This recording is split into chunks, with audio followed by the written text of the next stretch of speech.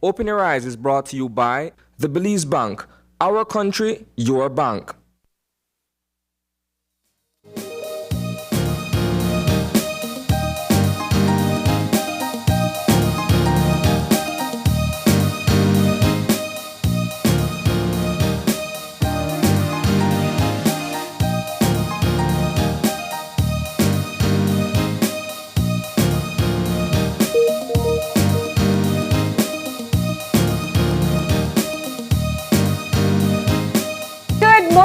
And welcome to Open Your Eyes. Such a morning, right? I'm Marlene Cuellar. And I'm April Martinez. Good morning. Thank you for joining us. Yes, thank you so much. It's a lovely Thursday morning. It's not too hot, not too cold, just right. How are you, Marlene? Right.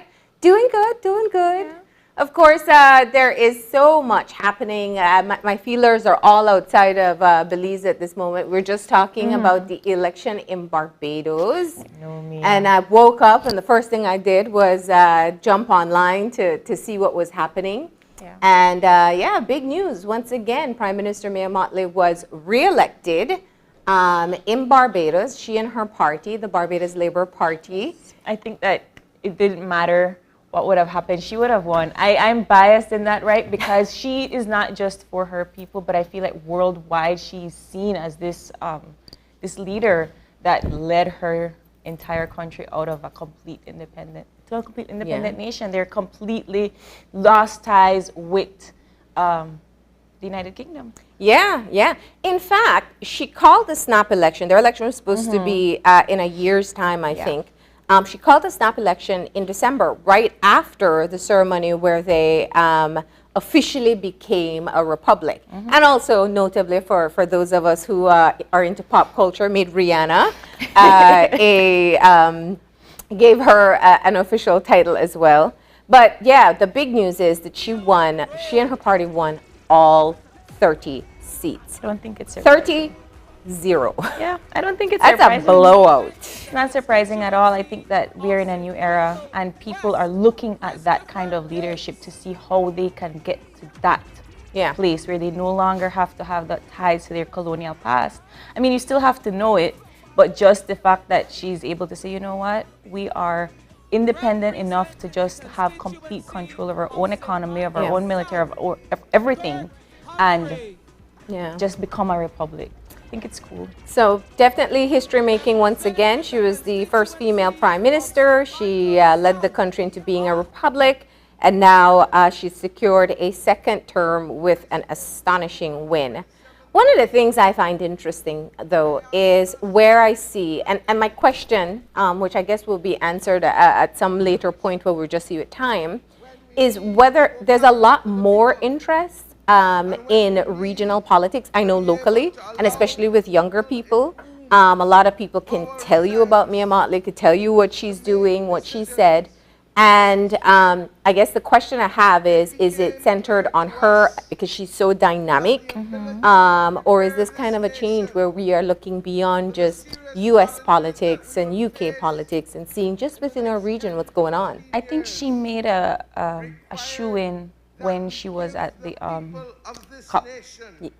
And she also at the UN too, with that speech. And so it's not, some people were thinking that, oh, it's because she's a woman and they're listening to her for the first time. But in reality, she does have a new vision for where she wants the country to go. And I think younger people, the millennials, Gen Z, I don't know them anymore. We had a crash course last week, right?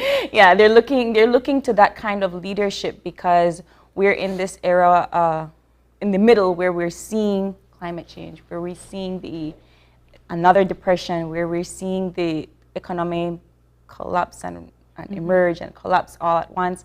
And so we're trying to find that leadership where it can set us in a new era that we don't have to worry about these things. Yeah. And that's the first time I think we're seeing it.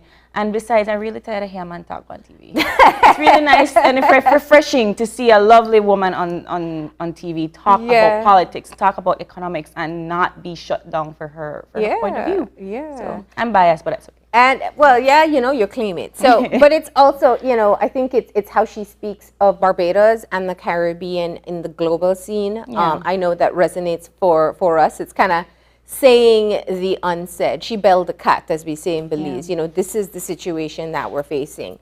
That speech at the UN was exactly that, where she called out, we come here, we talk, nobody listens, and she did the same at COP. But as you started talking, I'm reminded that there is something to explore there, especially where I have seen just in the past few years where the younger generation, those who are still in school, those who are in tertiary level, and the new young adults in the working sector are kind of gravitating to these different styles of leadership. The other person who was quite buzzworthy was Bukele when he was running.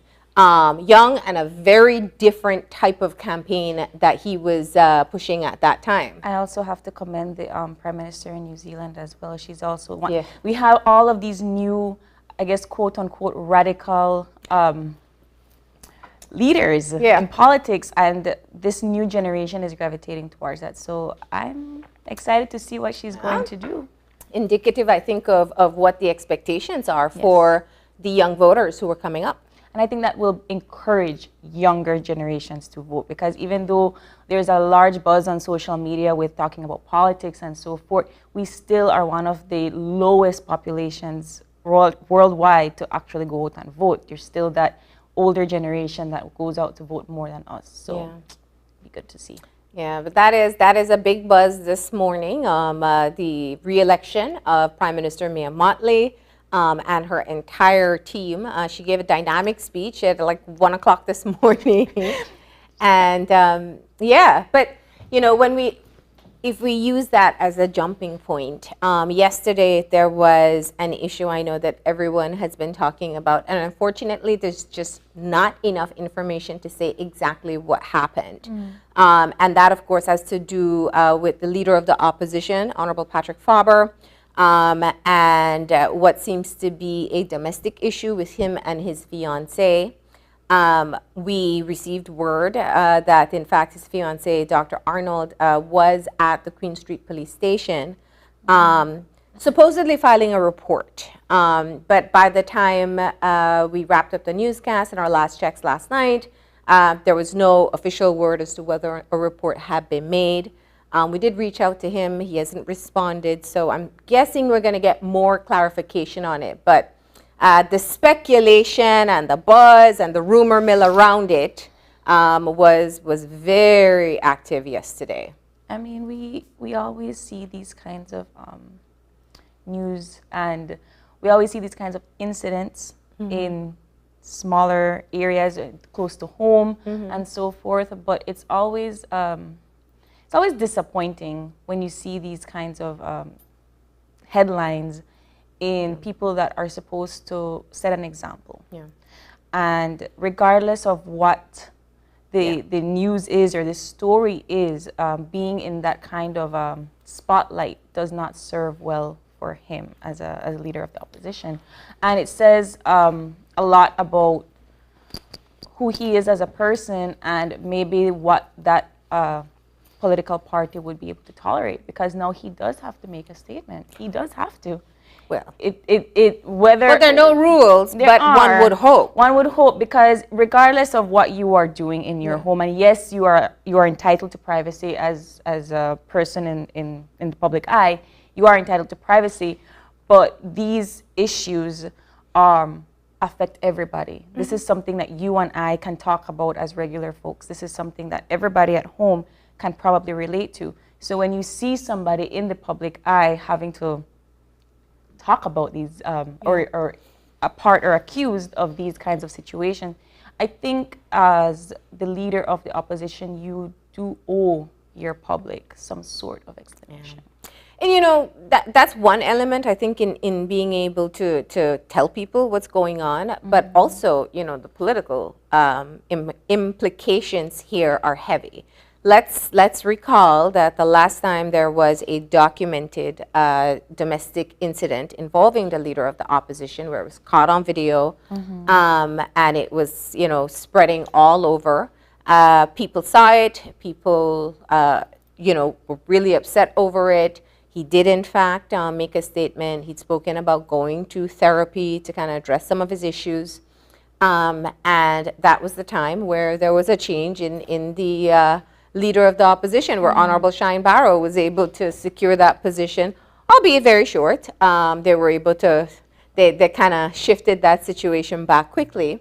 But that's part of why this particular incident has sparked so much interest, because beyond just the personal accountability as a person in a public role, where people naturally tend to have high expectations of you, there is the political ramifications within the party. And so we're yet to see, you know, I haven't heard or seen any other member of the United Democratic Party say anything as yet, but we are still waiting to get the full clarification as to what took place. It would be good to see what the party does as a team, right? To see how they're able to handle the situation, because it's not just about him, it's about everybody involved. Yeah, yeah. Two very different perspectives on the political sphere.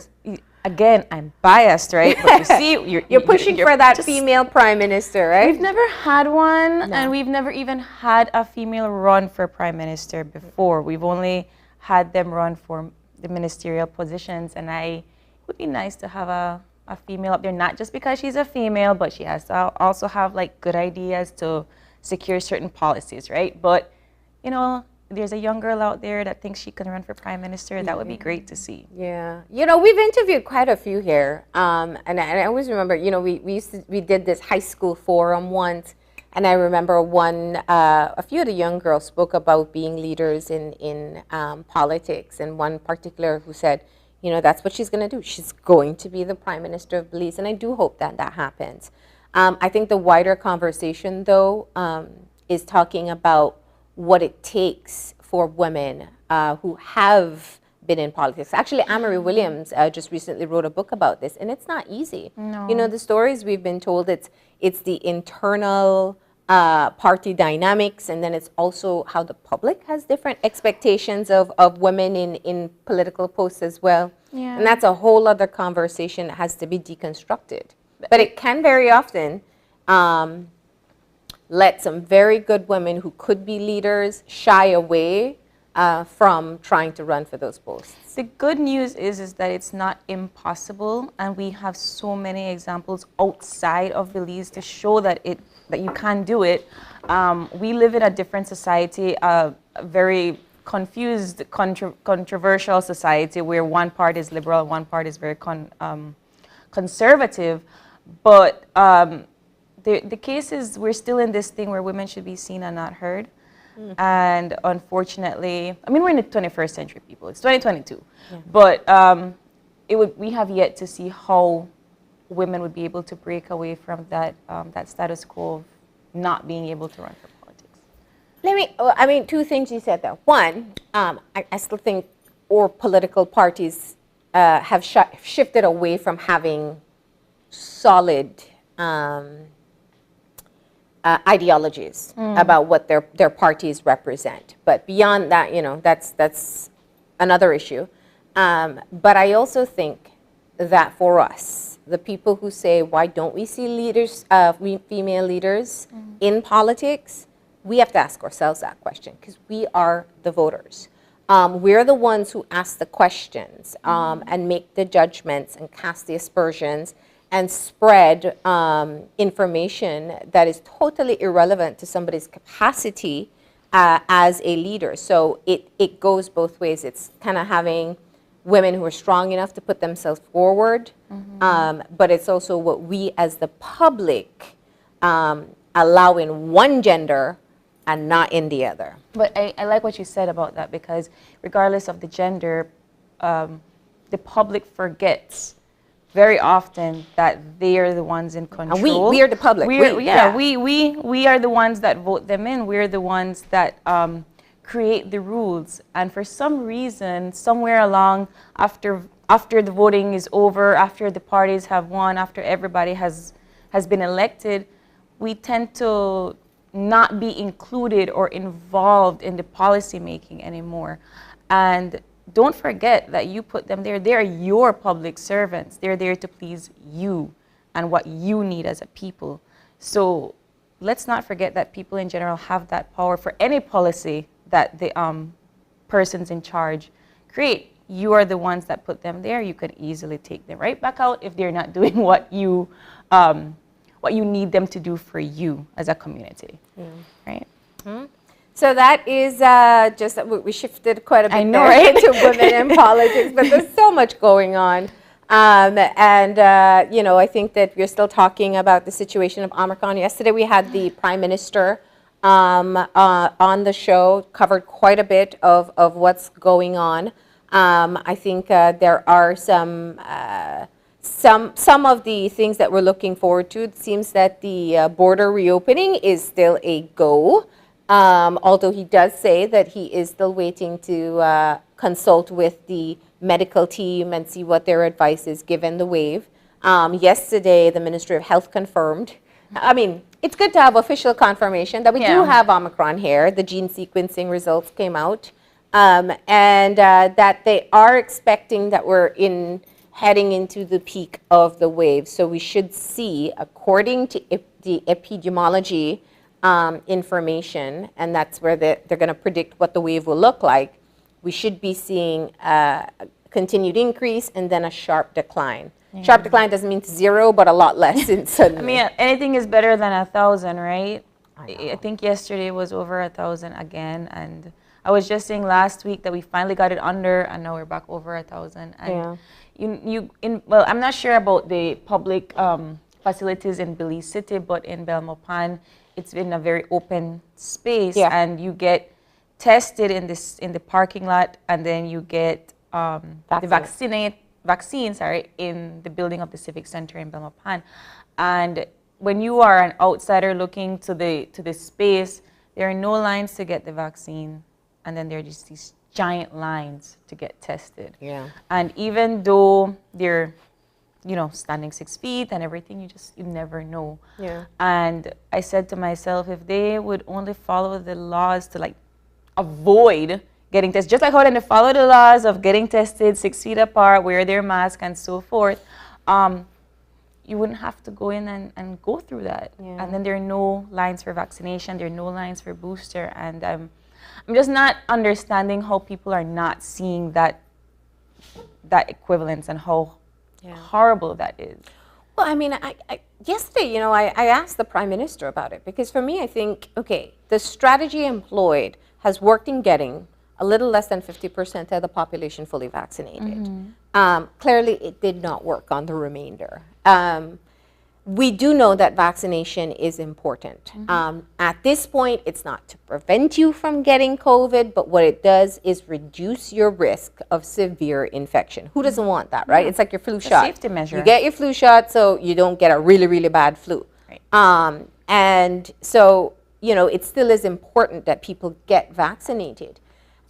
What will be done, or whether the group that is not vaccinated and have been vaccine hesitant, what will it take to convince them? I'm not sure. But I do hope that there's at least some thought given to what process will be employed, because we're a little less than a year since the rollout of the vaccination rollout, since we received them in country. So I'd say the fact that the needle is not moving, we know it's not going to work on the remainder, so we got to re-strategize. I mean, I was listening to some of the advertisements that they give about the vaccination, and people have a 10-second short attention span, so nobody's going to sit and listen to a whole 2 minutes of this is what it is. But I will say that it is informative when they were talking about what is in the Pfizer and how it helps to fight the virus. And I think if people would pay attention to what it says, it's not rocket science, and I know they try their best to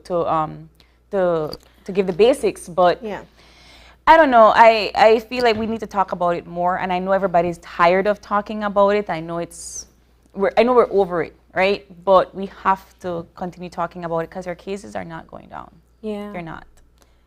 And You know, that's an interesting point that you make, because I do keep on saying, it's like even here, you know, we talk about, we're like, oh, we got to talk about Omicron again. Yeah. But we do, because we are in a pandemic. It is the number one thing that is completely altering all of our lives collectively, and not just Belize, across the world. I don't see us stopping, like, I don't see this conversation stopping anytime soon. Pandemics usually last at least 5 years, and I know that's not something that people want to hear. I'm sorry, but you know, I shut that part off just now. History books tell us, right? And I'm sorry that if you don't listen to history, but that's what it does. And yeah, so pandemics usually last quite a bit of a time, and you just have to deal with it in the best way. We are adapting. Yeah. And we're getting better at adapting. Yeah. And I'm so happy to say that the outbreaks are not that dire after school has started. Yeah. That is good news. Yeah. All right, so that's a bit of what's buzzing at the moment, but we got to get moving into our show for today. So some motivation to get us going? Yes, sure. All right, so our eye opener, taken from dailyom.com, goes like this. Slowing down and listening to your own natural rhythm can quickly connect you to the universe. Nature's natural rhythms orchestrate when day turns to night, when flowers must bloom, and provides the cue for when it is time for leaves to fall from trees. As human beings, our own inner rhythm is attuned to this universal sense of timing.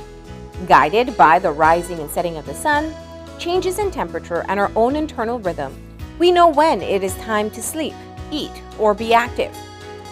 While our minds and spirits are free to focus on other pursuits, our breath and our heartbeat are always there to remind us of life's pulsing rhythm that moves within and around us.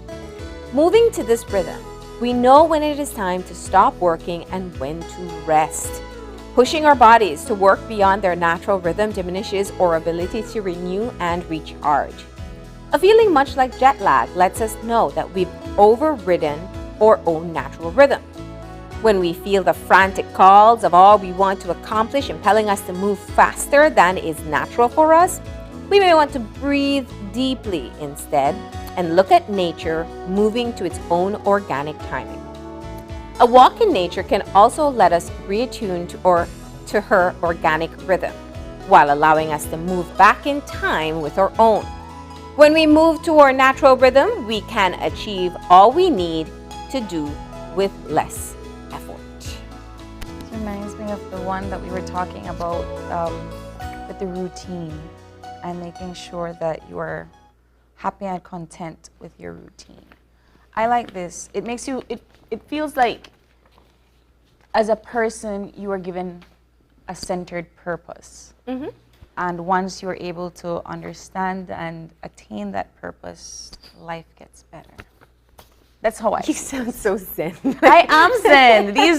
These motivators are supposed to make you feel zen. That is true. That is true. Sometimes it makes us feel guilty too. I'll just say that much. I asked you many times if these are to look into my soul and to make me feel things. But yes, I really appreciate that. But it is an important lesson, and I like that it draws it back to nature. Yes. That there is a downtime that you must allow for yourself, and you can push, and pushing is important. I do believe that. But you can't push yourself beyond what you can give at a moment. That's true, and you don't want to wear yourself out either, because if you give more than what you can, you're no use.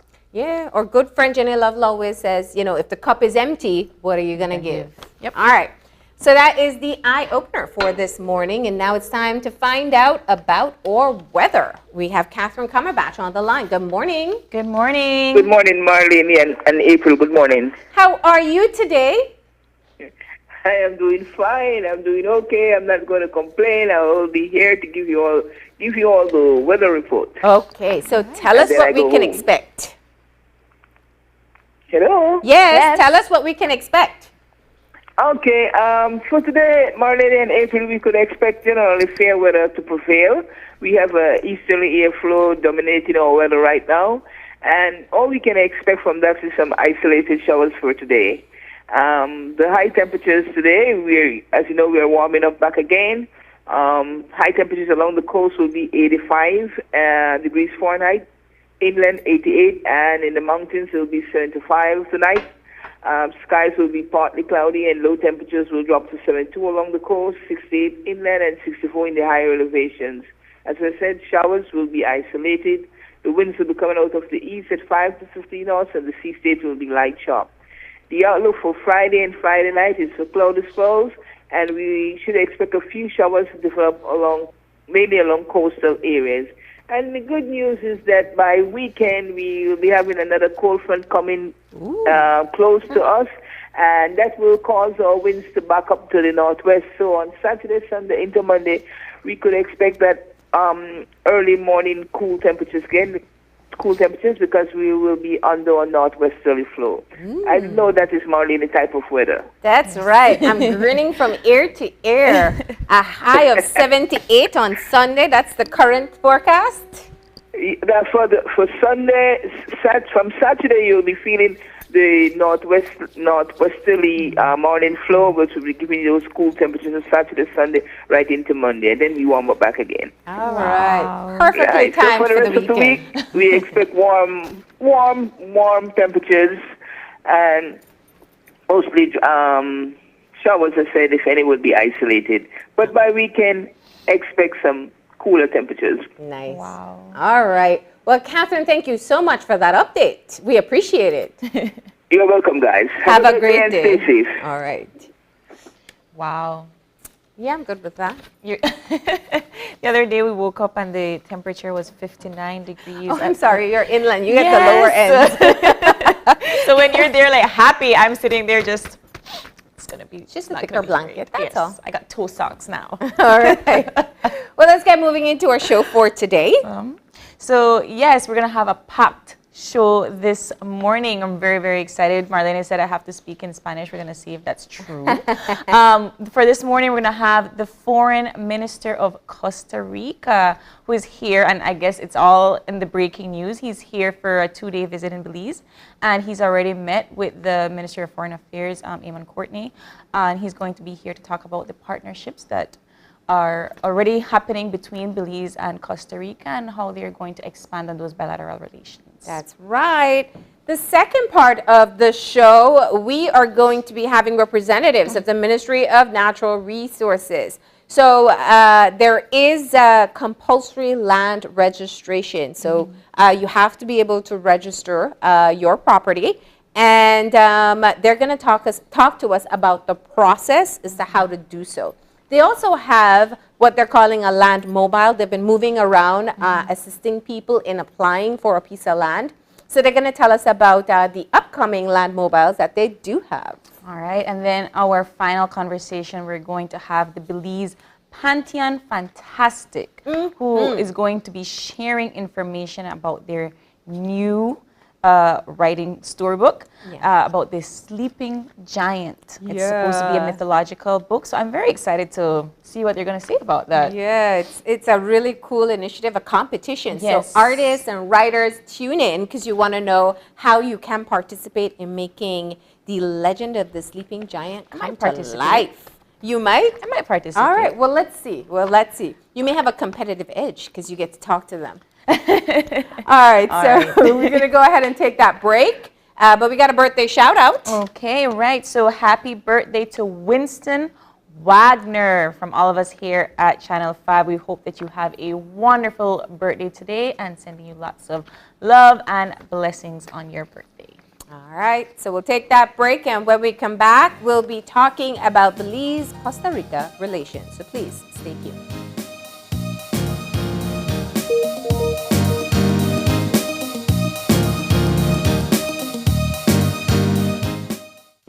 It's almost lunchtime and Alice is getting hungry and forgot to bring cash. She remembers that eCash now has a geolocation feature in which she can easily view the eCash merchants near her, especially restaurants. Her co-workers also ask her to order food for them. Chicken chow mein, please, and a Coke. The merchant sends her the payment link. She taps confirm, and within a few minutes, her food is delivered. Alice then views her transaction history and taps on the transaction recently made. Then taps the split the bill button where she selects the unevenly option and moves the bar to the desired amount per person. The request is then sent to her friends. Her colleagues accept the request and are ready to enjoy their meals. Geolocation and splitting the bill via eCash make Alice's life a whole lot easier.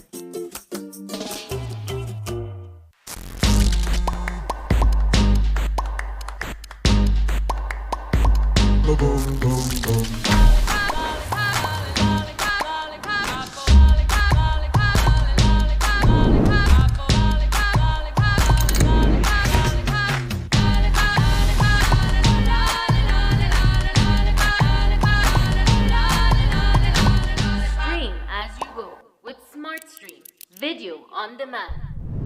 Coming soon.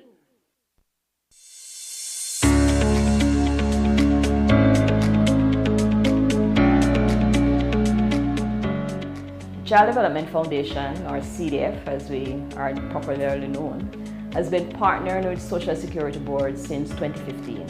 Social Security Board supports our child protection initiatives.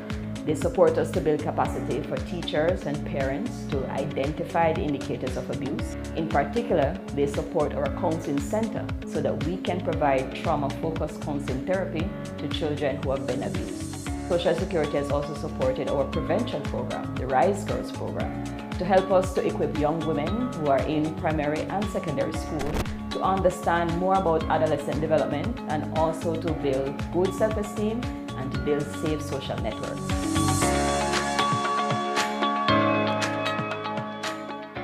Over the past 6 years, we have established a partnership with the Social Security Board. It has assisted us in addressing some of their social welfare needs and health care needs of our older persons, specifically in Belize City, San Ignacio, and Belmopan. We have had the opportunity to do home visits with our geriatrician and physiotherapists. We distribute meals to them. We also have that opportunity to interact with them, to observe them. There are needs that may be identified. If we can address those, we do so.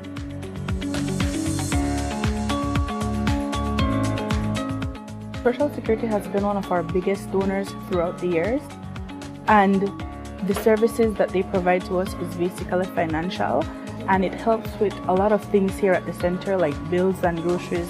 The center is a drop-in center for the mentally ill, elderly, homeless, deportees. They come here, they take a shower, they get their breakfast, they get their lunch, and they also do recreational stuff here at the center. They can watch television, they listen to music, they play games, and they just, interact with each other because here it's like a family.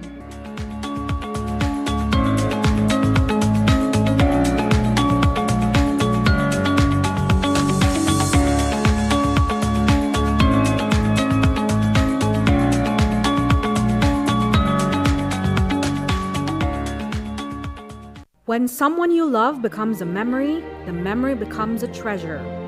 Channel 5 introduces the Daily Obituaries. The Daily Obituaries will broadcast all death and funeral announcements and memorials to honor your loved one's life and memories. The Daily Obituaries airs on Channel 5 prior to the evening newscast, with subsequent repeats at 10 p.m. and 12 noon the following day. It will also be placed online on our social media platforms, all for a standard package fee. Celebrate their lives and memories with Channel 5's Daily Obituaries. Honor in life and reverence in death.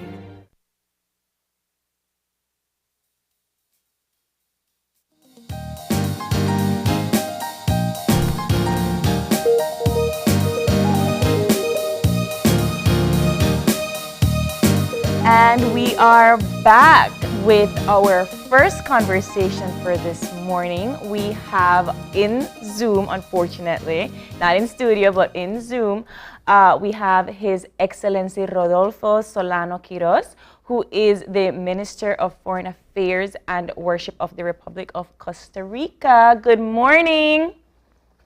Good morning, Marlene. Good morning, April. It's my great pleasure to be here with you and through you with all the good friends from Belize. I'm so glad to have this opportunity to share some ideas with you. Well, thank you so much for taking the time to speak to us a little bit about the new and upcoming relations that you are planning with Belize.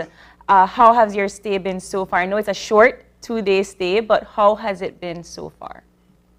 Well, you know, Costa Ricans and the people of Belize have a very close and interesting relation.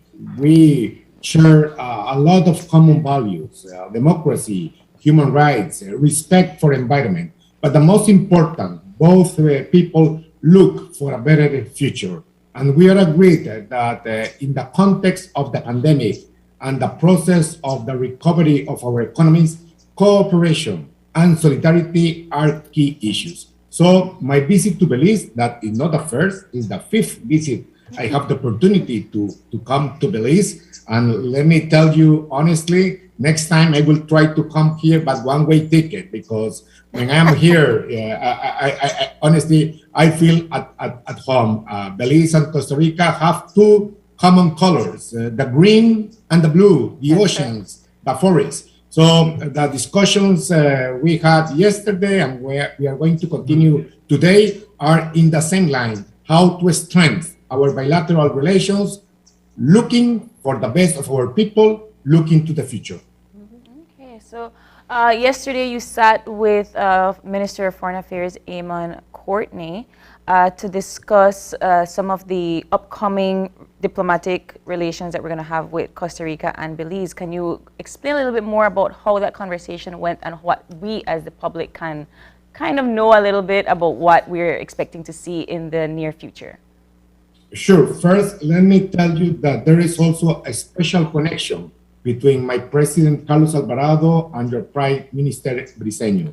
Both leaders share the same views and they develop a very close relation. We call in a funny way that WhatsApp diplomacy, because they connect each other quite often. But also I have the opportunity to develop a very close and friendly relation with your Minister of Foreign Affairs. And yesterday, during our bilateral meeting, we agreed to upgrade our bilateral relations to a new stage. We call that the new upgrade of the relations into a strategic alliance in comprehensive cooperation with three main pillars. Political dialogue, not only in the bilateral arena, but also in the multilateral arena. Cooperation, not only bilateral, but also looking for new and fresh mechanisms, looking for triangular cooperation, and also, and most important, trade and investment. We are looking to work together to create new jobs, mostly thinking in the new generations. New generations need a concrete plan of action from the leaders of our region to provide a new horizon. In that regard, we are counting with the support, with the technical support, with the high quality technical support from ECLAC. And Costa Rica is having right now the presidency of ECLAC, and Belize is having the presidency of CARICOM. The opportunity is unique to share the views and our synergies between Caribbean and Central America, and together offer a new, fresh view to the rest of the world. Yeah. Okay, you said trade agreements and so forth. Can you expand a little bit about that? Because I know that, for example, we do have a good diplomatic relationship with Costa Rica in the sense that we do send some of our people to school there on scholarship. We do send some of our people there on work visas. I know that we just recently got a new consulate in Belmopan. But can you expand a little bit about that trading agreement? Sure. Now we have a discussion. Let's talk direct to the young people of Belize, because also we have the opportunity to talk with the young people of Costa Rica. What type of graduated students we are looking for? A student graduated with a diploma looking for a job, or a student graduated with a diploma creating jobs? We need to create jobs, and we need to create a new mindset regarding with startups, mostly in technology, science, innovation, but also related with green economy and with blue economy.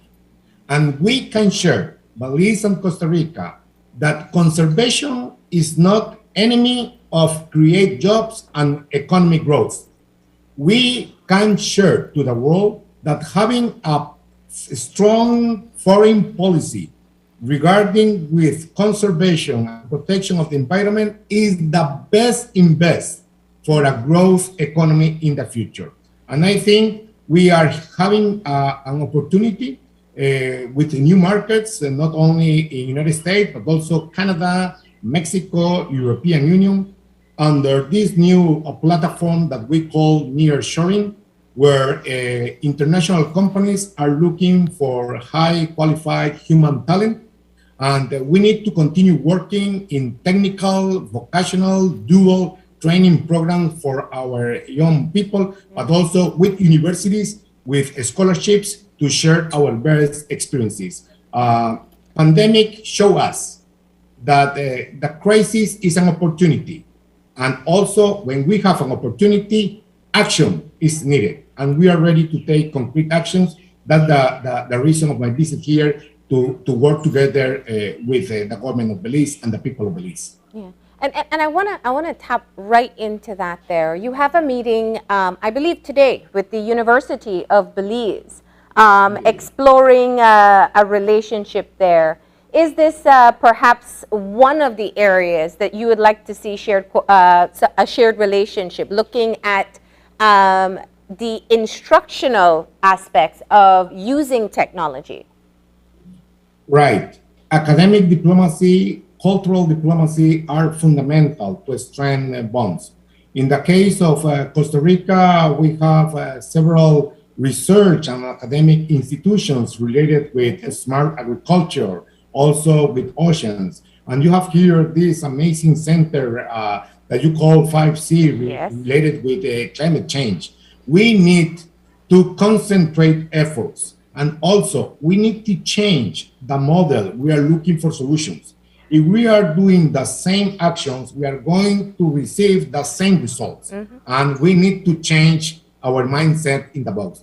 For do that, we need to have on board technical and academic institutions, research institutions like ECLAC, that is doing a great job helping governments to make public policies, because public policies going more than the specific government term is beyond for the future. But with the universities here in Belize, the universities in Costa Rica, we can create a regional observatory and share our best experiences and create a very aggressive, and I use this expression aggressive in the most smart way, aggressive opportunities of program for scholarships. Today, we don't have borders, we only have opportunities. Really like that. And I appreciate that you talk about research facilities, because that is something that we have lacking here in our tertiary level institutions.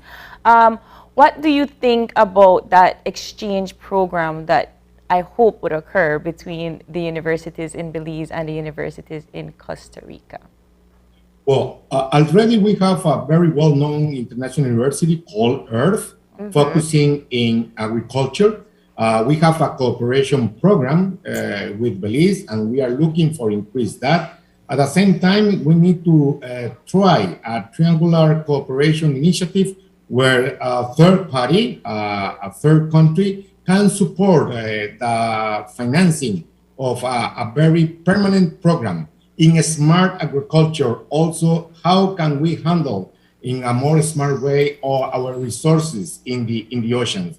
And let me point that Costa Rica and Belize are leading in an initiative called HAC, that is the High Coalition. It's an ambition for the 2030 that both countries can protect 30% in the mainland and 30% in the oceans. Already Costa Rica and Belize almost achieved this goal, but it's not only about achieve, it's how can we show to the rest of the world that is possible. For do that possible, for do that sustainable, we need to create good, high human talent. And universities play an important role. So strengthening the relations between the universities, not only between Costa Rica and Belize, but also in the region, in Europe, in America, is opportunity to understand that data is the key issue to solve our problems. Fantastic. Yeah, I like that you talk about agriculture and you talk about ocean management, because at the University of Belize, I know that they have a well-established natural resource management bachelor's degree, and they have recently created the agricultural bachelor's degree. Are we going to be seeing any of Costa Rican students come to Belize? Are we going to have any Belizean students go to the university in Costa Rica to create that exchange in research anytime soon? This is our hope, this is our dream, and we need to work to do that real. Because once again, the exchange of students through scholarships not only provide you an academic background, but also open the eyes of our future generations. And when we try to open the eyes of our future generations, we are doing diplomacy. Yeah. Diplomacy of the 21st century is diplomacy of science, technology, but also is technology of the smartphones. It's a 4.0 industrial revolution. So countries like Costa Rica and Belize that are in the area that is more vulnerable for climate change have an opportunity to not only learn, and I repeat again, share, but more important is to understand each other. And the best way to understand each other is the classroom. Fantastic. Let me touch on another topic here. You started off by saying that Belize and Costa Rica is so much in common, primarily that we both are rich with greens and blues. Now, one of the unique synergies is being able to execute the balancing act between maintaining our conservation areas that we have and that passion that we've both executed, and also in developing tourism and other developments. Looking at the area of foreign investment, that's also a part of the ongoing discussions that you're having during this visit. Talk to us about how you're able to build synergies there and plan for the future. Well, in the case of Costa Rica, we already have an FTA with CARICOM. So negotiating a FTA, I can say maybe is quite easy, but the implementation and the administration is crucial, and we need to move forward for that. One of the discussions I had yesterday is how ECLAC can help us to make a study, a research, to construct a roadmap that gave us a specific clues how we can make more effective that FTA. Because we are talking here to create jobs. Our region, Latin American region, have a common risk, is the high level of inequality. And inequality, we can face it creating jobs, but good jobs with good social labor conditions and with good salaries. For do that, we need to invest in education, we need to invest in training, in dual training. If we can work together in a really long-term plan, because we need to think that this is a long-term plan, not a short-term plan. We can take actions in the short time, but we need to think in middle term and long term. If we can invest in our human talent, in our people, in the case of Costa Rica and Belize, we already reached with our green and with our blue. But our most important resource is our human talent, our people, and we need to continue working to invest in education, in health, in housing, and most important, in opportunities. And opportunities start with a very good job. For a very good job, we need investment. For investment, we need human talent. Yes. I know your visit is only 2 days, but are we going to be seeing any other Costa Rica and Belize events anytime soon? Yes, we are so excited to come back in March to participate. My president already confirmed his participation in the summit SICA CARICOM that is going to take place here in Belize. I think this is going to be a very important event where Belize is going to be the capital, the center of the political dialogue of all the Caribbean and Central American region. We have the opportunity to have the head of state, the Minister of Foreign Affairs, to discuss, but most important, to move forward to action. Talking is important, action is crucial. That's right. That's right. And I understand that you're also discussing collaboration for tourism. I find it interesting because very often Costa Rica is seen as a competitor when it comes to the tourism product. Well, I don't see like there's a competition. I think we have a lot of opportunities of complement each other in the region. We and Belize, we are working in that trademark, and people can enjoy in both countries. You know, you have here rings, you have here a lot of archaeological sites. We have also opportunities for not only the sustainable tourism, we can also work in health tourism. We can also work, you know, now people are working from abroad using internet that we call, you know, teletrabajo. So I don't see that we don't need to compete. We need to complement each other because both Belize and Costa Rica show to the world that these initiatives can be success, and for do that we need also to work in air connectivity. That is very important in the Caribbean. I had a very good conversation yesterday with my good friend Minister Andre Perez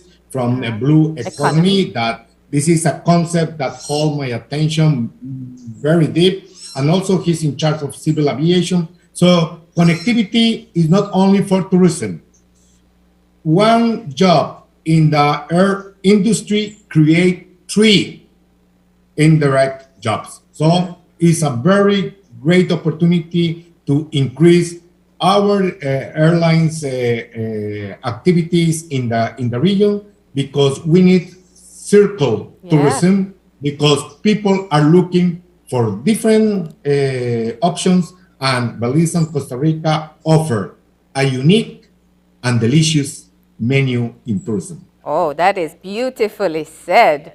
Well, we know you have to leave us, but I do want to just hear a bit about the things that you are enjoying in Belize. A 2-day visit is a little bit of time, but you said you've been here, this is your 5th visit. Just for people who've never been to Costa Rica, don't know as much about the culture, what would you say are some of the things that you see or experience or eat here that reminds you of back home? Well, I have to say that, and this is a secret between you and me. Okay. I love San Pedro.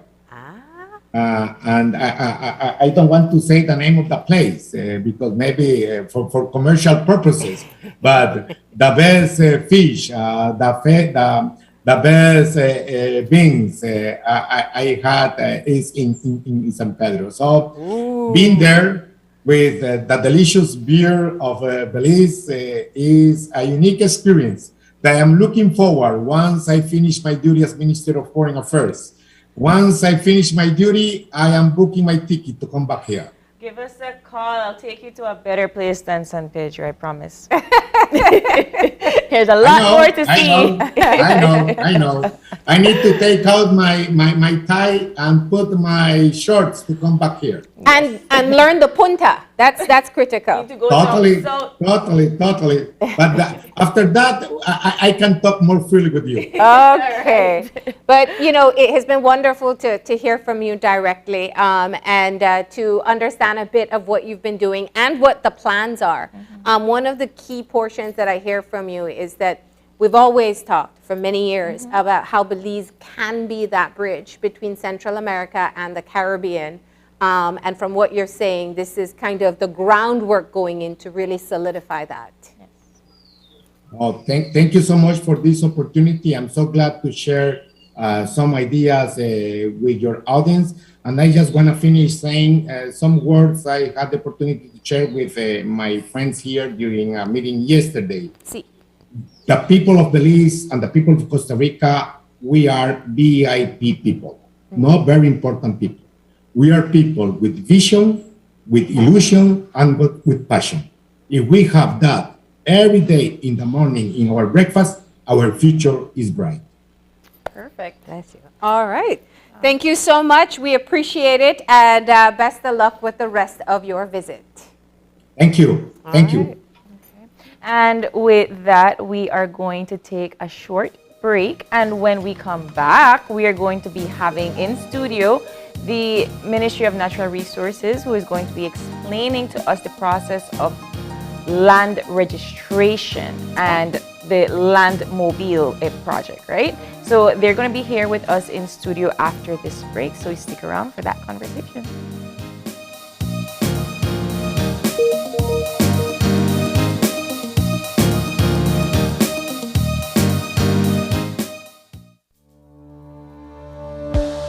Working off-site doesn't mean you have to be off your game. Studies have shown that simply adding a keyboard and mouse to your laptop increases productivity by 26%. Add a monitor and you'll be 35% more productive. At Fulltech Systems, we have what you need to enhance your remote work or e-learning experience. With devices such as headsets, video conferencing monitors, webcams, keyboards, mice, docking stations, all with the brands you trust. Keep connected with collaboration tools like Microsoft 365 Suite and Kaspersky and perform efficiently no matter where you are. Fulltech Systems, your technology center, where you'll come for the price, but stay for the service.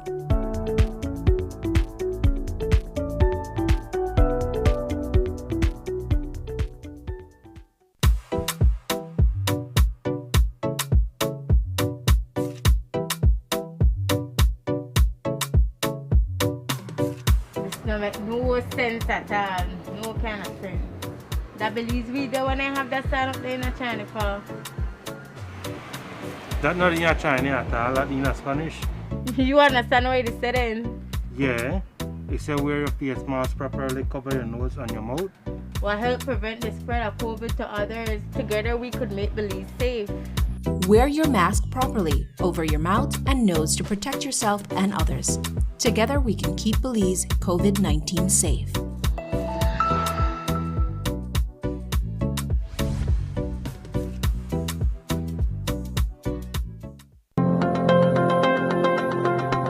Digi, the premier name in voice and data, is also the country's leading provider of innovative services and solutions for small business and enterprise. At DigiBusiness, we offer solutions, tools, and applications to support your business needs. Reduce costs, improve efficiency, and excel in a changing world where no idea is too big and no task is too small. From technology advising to design implementation and management, our team of qualified solution sales and specialists can develop a reliable and robust infrastructure, allowing you to spend more time on what matters most, your business. Visit us online to explore how DigiBusiness innovative products and solutions can help your business reduce costs and improve efficiency.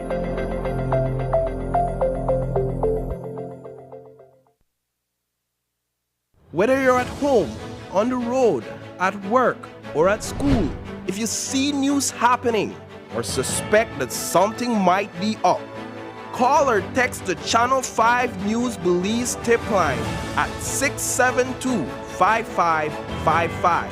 You don't have to give us your name, just give us the tip. That's 672-5555. Call or text us so we can check it out. And we'll be back in a few, so stay tuned. Thanks, Jen. Hey there, we know you have to head out to work shortly, but don't forget that you can stay tuned by watching us on our Facebook live stream. Find us at Open Your Eyes BC, and you can continue watching there. You can also download Facebook Watch on your streaming device, and you can watch at your own convenience.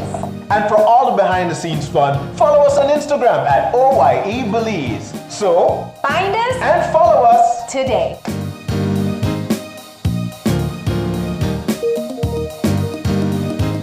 When someone you love becomes a memory, the memory becomes a treasure. Channel 5 introduces the Daily Obituaries. The Daily Obituaries will broadcast all death and funeral announcements and memorials to honor your loved one's life and memories. The Daily Obituaries airs on Channel 5 prior to the evening newscast, with subsequent repeats at 10 p.m. and 12 noon the following day. It will also be placed online on our social media platforms, all for a standard package fee. Celebrate their lives and memories with Channel 5's Daily Obituaries. Honor in life and reverence in death.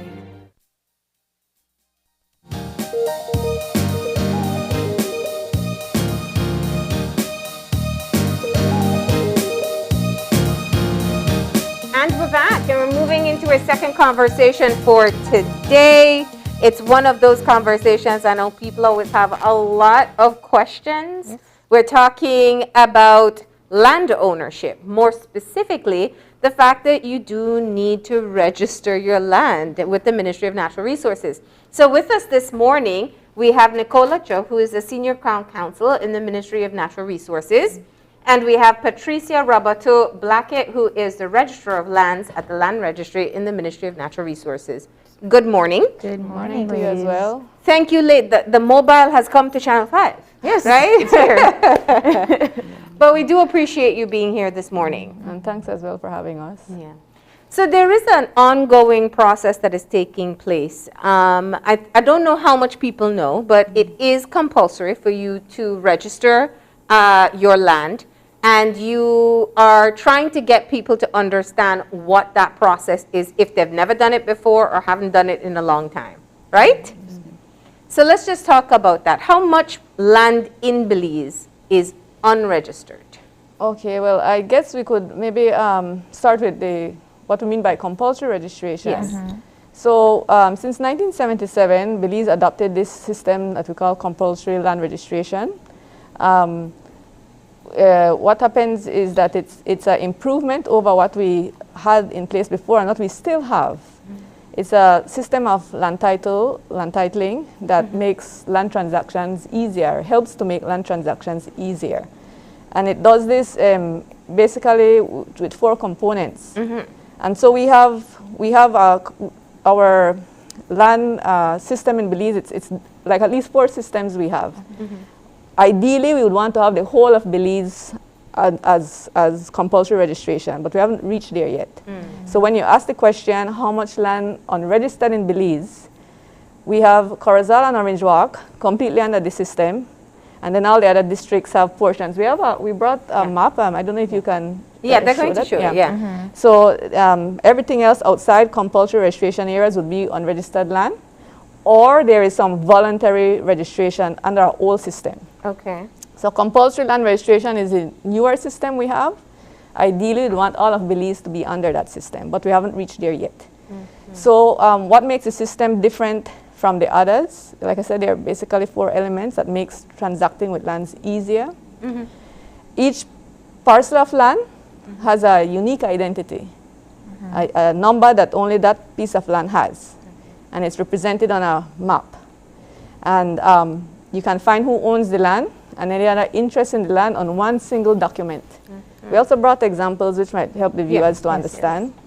In addition to those 2 components, we have prescribed form or standard forms. So if you want to transfer a piece of land, it's a specific form you use. It's not everybody, using having to draft something on their own. It's a form you take and you just fill in.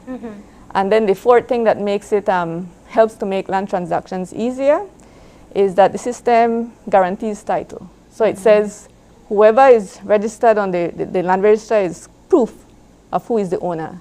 You just need to refer to that and to know who is the owner of the land.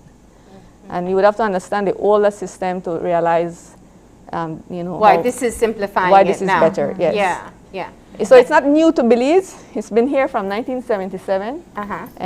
So we're just trying to encourage people to do their first registration. And why, somebody that already owns land, right? Somebody that already has their name, they own their title and everything. Why is it important for them to register their land? So this system, it's called compulsory land registration. Yes. And the registration, it's land come into the system geographic area by geographic area. As we declare a registration area, then you would have to bring your land into the system. And why you need to do first registration, or why you need to bring your land into the system, is because the law says that any parcel of land in an area, you need to do transactions according to the legislation, according to the system. So that's why you would, even though you have a title, you need to bring your title into this system, because you need to transact as how the law requires you to transact. So, you know, when you say compulsory, that gets people nervous, right? It's like you're telling me I have to do it. Is there a timeline that you're talking about that people have to be able to get it registered? Okay. No, when we declare an area, there's no, you need to register by this time. Okay. But in order for you to transact with the land, you will need to register. So you can't, once the land falls within an area, you can only, the transactions will only have legal validity if you do it according to how the system requires you to do it. Okay, so this is the map that you were talking about? Yeah, so that's the map of Belize, and all the areas in green, those are the compulsory registration areas we currently have. So everywhere else in yellow would be what we, either you have unregistered land in those areas or a registered title under our older system. Is the plan to be able to change that? Eventually, we would expect the whole of Belize to eventually, but after 44 years, this is where we're at. We just remember the system was adopted in 1977, so we're at 44 years, and this is how far we've reached. Okay. What is the challenge to get it to be the whole of Belize? The whole of Belize. Well, let me go back to the beginning of the Yes, please. Sorry. The purpose of our visit to the talk show, Ms. Marlene, is to sensitize the general public of compulsory land registration. We want to bring awareness to landowners, documentary landowners, to make an application for first registration if they have not already done so for the entire country of Belize, and they could submit their application at the Land Registry Department in Belmopan. We have a land mobile tentatively scheduled for the 27th and the 28th, next week, Thursday and Friday, in Ladyville. Like I said, the purpose here on this talk show is to encourage these landowners to submit their application for first registration. Only by these landowners submit their application for first registration, then we will have a way for us to move in forward and know exactly how much area we need to declare.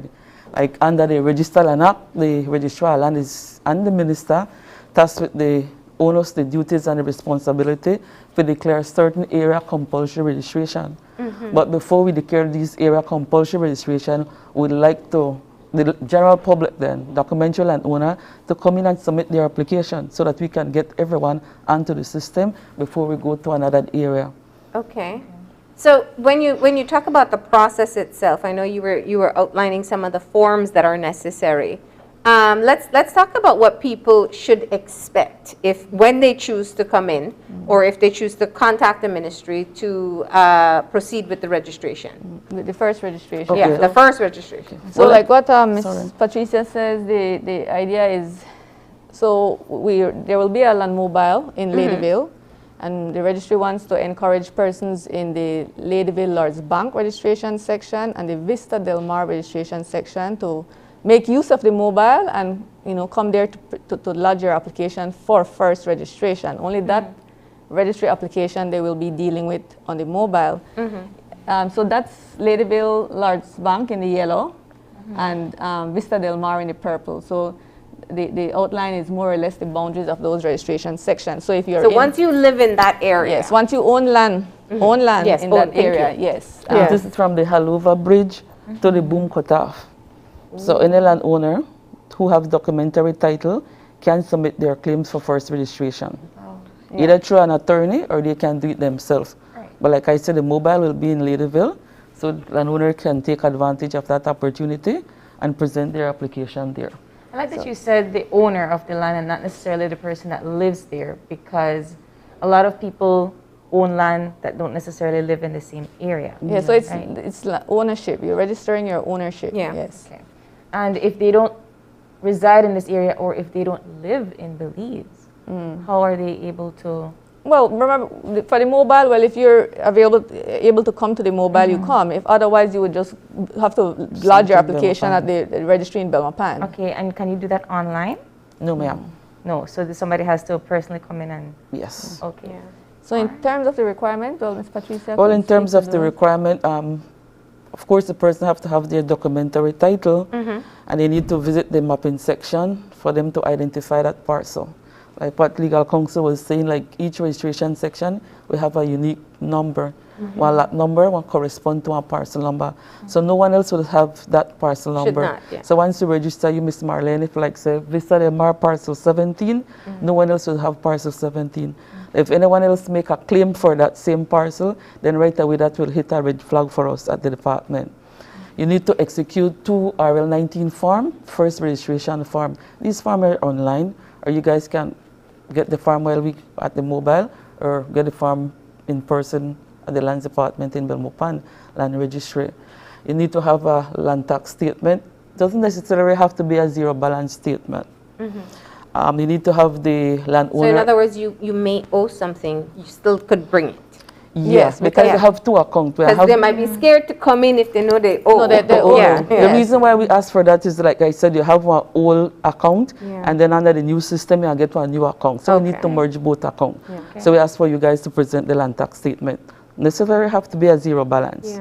Like I get the need to submit the original ID or a certified copy of the owner IDs. Okay, we need the documentary title. It cannot be a certified copy of the title, it has to be the original title. At the mobile, you have to be original title. In Belmopan, they could get certified copy of title because then we have all the records there in Belmopan. But at the mobile, when I have records, you have to bring original. If the parcel is mortgage and encumbrances, then they need to bring a certified copy of those mortgage. I said the form RL19 must be duly executed.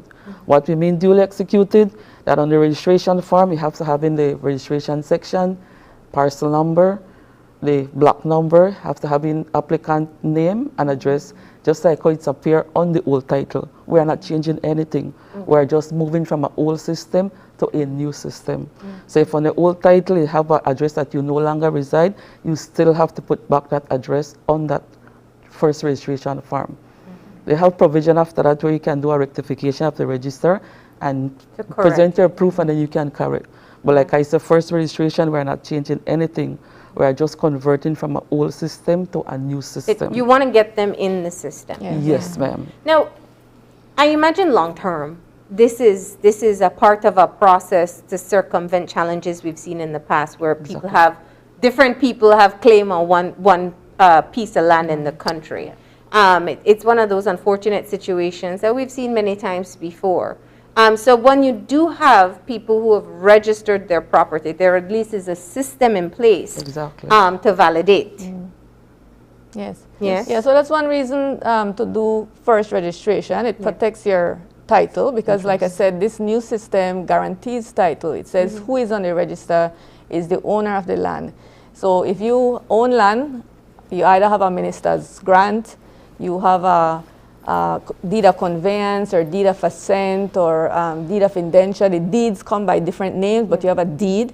So you have a minister's grant, or you have a deed, or you have a first certificate of title or a transfer certificate of title. These are the voluntary registration under the old registration system, the first certificate and transfer certificate. You have those documentary titles.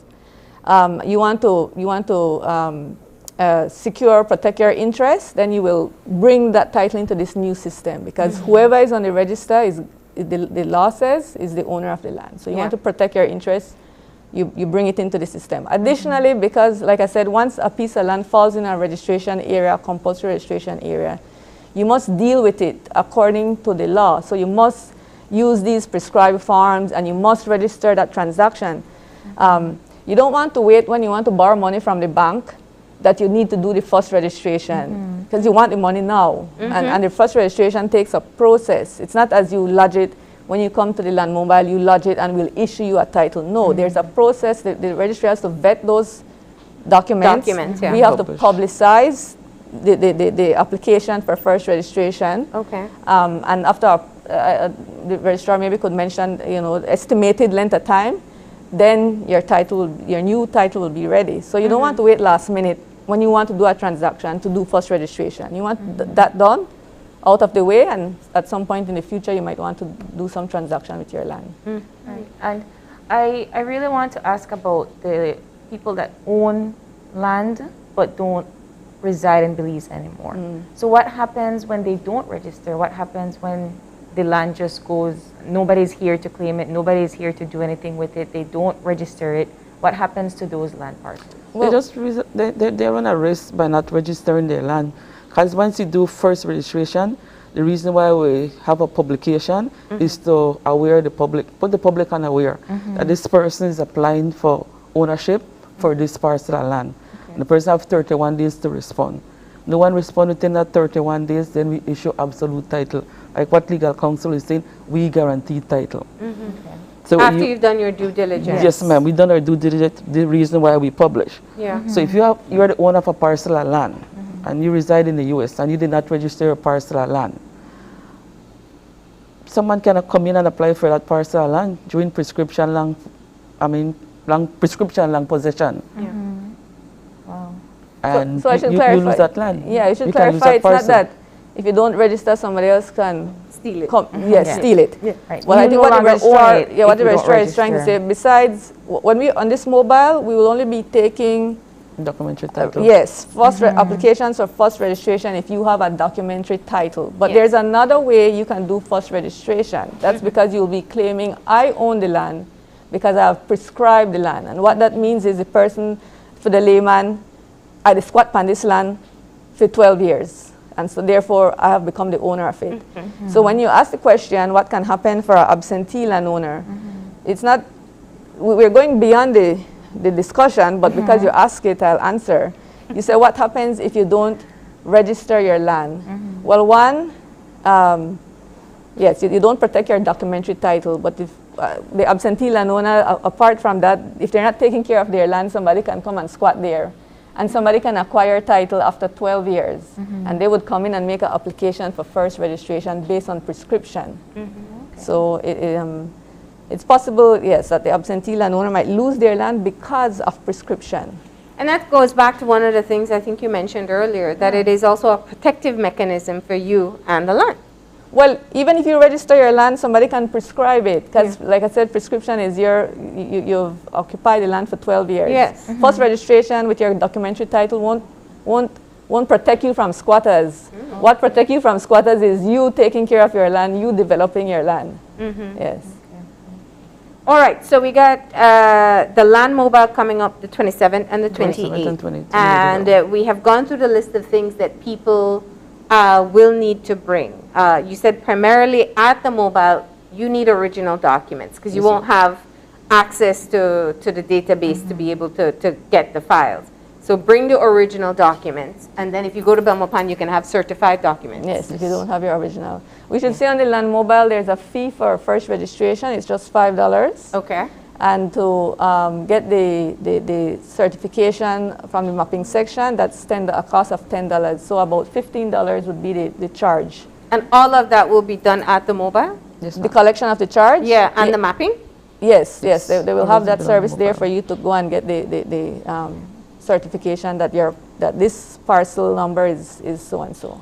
Okay. One of the requirements to file the first registration that you need a sketch map of the parcel. Another reason why the mapping section charge $10 for that map.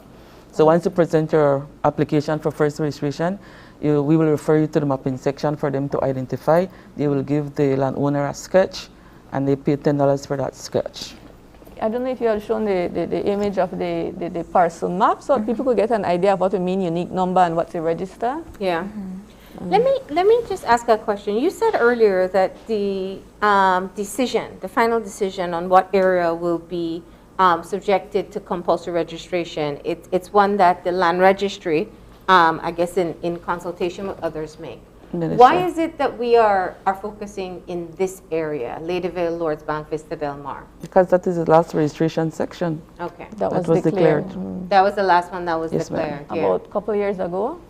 Yes. It doesn't mean that the other sections, all parcels are registered in the other sections. So we're here because we're going on a mobile in Ladyville. Yeah. So we want people in that area to come out. Yeah. But in all the other registration sections in Belize, for people who have not registered their land yet, where they have a documentary title, they should, you know, make the visit to Belmopan to lodge their application for first registration. Okay, is the mobile going to eventually move out of Belize City and Belize District? So in you're February, planning it is scheduled to go to Orange Rock District. So likewise, landowner documentary title can submit their claims here. But like I said, the mobile is a Ministry and Lands and Survey Department mobile. So the land registry just accompany Lands and Survey on that mobile. It'd be a good idea to have it cross country because not everybody will make their way to Belmopan, and so I would imagine that the success of this in Ladyville would prompt you to. And that's why we are here on your show, because that's what we're creating. Go register awareness. your land. Yes. Listen. So the registry will be on all future mobiles. Now, if you think about it, I think for first-time landowners especially, they're very unaware of what processes are necessary or what implications it may have. I know you've been going out doing other mobiles, the Ministry of Natural Resources, in trying to get people to register for land. What's the update on that process? Well, I don't think we could speak to that because, as Ms. Patricia is saying, that's the Lands and Survey Department. Yes. Yes. So she's at Land Registry. And, yes. Yeah, so her department, which is Land Registry, is just going out, making use of the facilities that will already be there for the Lands and Survey Department to get these applications to first registration. So I say that because when people see a lands mobile, there's only one lands unit in the public's mind, right? Not land registry and land and survey. So if somebody comes and wants to inquire and feel that this may be their opportunity, as they've seen in other parts of the country so far, with kind of the mobile system, will you be able to facilitate them or tell them, only come if you're registering? So the Ministry of Information does. The Lands and Survey Department will be on this mobile. So if anybody has any questions with national lands and that's for the Lands and Survey mobile, yes. They will be there as well, in addition to the Land Registry, who will be there for the first registration. Yeah. Nicola, you said earlier that in terms of the registration, it can be an attorney or the title owner themselves. Yes. What's your suggestion on whether or not someone needs to access legal services? Because that's a cost prohibitive factor for some people. Well, it just depends. So that's one consideration, whether you can afford it. Really, the requirements are clear and simple, and so if you either contact the registry or there's the information on the website, so it should be easy enough for a person on their own to put in their application.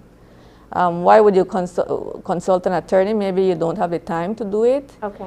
Maybe you want to make sure that everything is in order.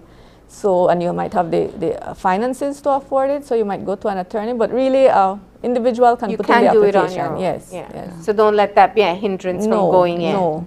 Okay. It's only $5 to file a first registration application. You have the forms online and have the checklist online. Okay. So you can download it there and fill it out? Yes, ma'am. And then just take it to the mobile. A fee of $5 Belize. And your lovely people there will be there to cross-check all the information. Yes, ma'am. Because we all know how forms can be. Yes. And if the registry receives an application and as they're processing it, they realize something is missing, they would require you to submit whatever it is that you need. All right. What's the one thing you find people tend to forget the most? On first registration, updated IDs. Okay. Most of the time the IDs are not updated. Most of the time they submit documents, but the parcel is mortgage. They make reference on the application that it is mortgage, but no mortgage is presented to us. Okay. So you need that, you need the mortgage papers, you need an updated ID, you need the application for land certificate, and you need the submission form. Submission form is the form that we gather your contact information or email address. If something is wrong with that application, we can contact you, either email or via telephone. So on the submission form, I should add what the registrar indicated on your application. You put back your name as on the title and your address as on the title. Now the submission form, that allows us to know what you can put your current address on that form, you know. And then later on you can apply to update the register to change your address to your current address. Oh. So even if the and you said that earlier, even if the information has changed, you know, the things that you may need to alter, you just go ahead and do the registration, and then you can do the changes after. Yes. So you'll be in Ladyville from the 27th to the 27th and 28th. What time should people start arriving? I think the mobile number start like from 8 in the morning. 8 a.m. to 5. Sometimes they run later than 5. Oh, wow. So what location just depends on the amount of public that, yeah. So where in Ladyville can they find the mobile? I have no idea. It's somewhere in Ladyville, though, for certain at Midland, but okay, so somewhere in Ladyville. So to get the update most naturally on the basketball court. Due to COVID, they have to get an open space. Open space that can Can accommodate they the find number these of people. updates on social media, on the website? Just the ministry have a website. Okay. You could check with our PR officer. They will provide more information for you guys before that date. Yes. All right, and you said that there is going to be a process. It has to be publicized. There's a 31-day period for challenges. Yeah. So what's the estimated time if no one challenges the publication? Take about 3 months before you get your completed title. Okay. And why 3 months? Like I said, we submit application to the newspaper on a monthly basis. So if you submit your application after a date that we send it, then your application won't go in until the next month publication. Okay. Sometimes applications are submitted, like I said, the parcel is not surveyed as it. We have to forward that application to the mapping and survey department. It'll take a time for them to process it and put that onto the map. Okay. So all those delay your application. For us, the ideal situation for a first registration application, people get back their title within 2 months' time. Yeah. Some people get back their title within 5 or 6 months because these applications have to pass the other section. So the idea, 2 months' time. But just the safety that they have done the first procedure is already sufficient for them to feel secure about that. Exactly. Okay. And then we have a tracking system online. So when you lodge your application, you'll get a receipt. And the receipt will have a number for your application. And you can go online and put in that number and see how far your application is. You know, and if the registrar says 3 months, if you see online that it's there for a while not moving, you could just easily call the registry or visit the registry to inquire about when your certificate will be ready. And also with your telephone, we ask for your telephone number, and as soon as we accept the application, you get a text to your phone telling the instrument LRS that have been received. Nice. Perfect. So since last year, we implement that system for the first registration. Any final advice to Ladyville, Lords Bank, and Vista Del Mar residents? Well, take advantage of the mobile and come out. Like I say, it'll be a cost of $15 as opposed to getting an attorney to do that for you. Or like save you the trip to Belmopan. Save you the trip to Belmopan. Like I said, prescribed form, basically you fill in the blank. So take advantage of the mobile and move on over to Ladyville on the 27th and 28th of January. And we will have the forms out there, so if you don't come with your document filled in, although if you come with it filled in, it's faster for you, but we will have the forms that you're required to fill in. So I think if I'm not missing anything, what you will need to bring is your original title, your IDs, your actual IDs. You could already make the photocopies and have a JP sign, but you need to bring the actual IDs with that photocopy so that we can see. If you just happen to bring the actual ID, will we be able to make copies there? Yes, we'll be able to make copies. Yes, and you will be there. Yes, I will be there. The registrar will be there. So as registrar, she can certify those copies. So your original title, your ID, your $15. If you need to make a statutory declaration, you will be able to do that because she will be there and can take your oath. Because you might need to do that. So for sure, they need their title, their $15, their IDs. Basically, that's a mortgage papers if they have none. Yes, you would need copies of if you have a mortgage or any other encumbrance on the land, you will need a copy of that encumbrance. And the applicant don't have to present himself in person. Someone own land within that area and the person reside in the U.S. and anywhere outside Belize, any agent can submit that application for that person. With an authorization? Not really an authorization, because in first registration, anyone can sign first registration. Remember, first registration, we are not changing anything. Yeah, it's just putting it in the system. Just put it in on the system. You have to follow up after. Yes, ma'am. All right, ladies. Well, thank you for coming in and breaking it down for us. We appreciate it. Yes. Thanks, you guys. All right. We're going to go ahead and take a break. When we come back, bringing the legend of the sleeping giant to life. We'll tell you about the Belize Pantheon Fantastic Project after the break. So please stay tuned.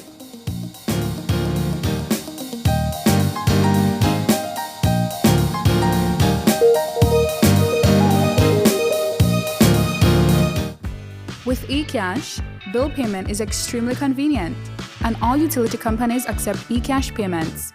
What's even better? You get to split bills with your roommates, siblings, or whoever you desire. Simply open your eCash app, go to Bill Pay, tap the respective utility company, enter the information, and pay the bill. Then tap the transaction made. Tap Split the bill. Select Evenly. Send the request to who you are splitting the bill with, and get notified when they pay. Talk about making life easy and avoiding confusion. You can split the bill for restaurants, grocery stores, and for any eCash payment you make. To find your next yummy meal, hair treatment, or chill spot, simply open the app and utilize the geolocation service to see nearby businesses that accept eCash. Geolocation and bill payment make life a whole lot easier.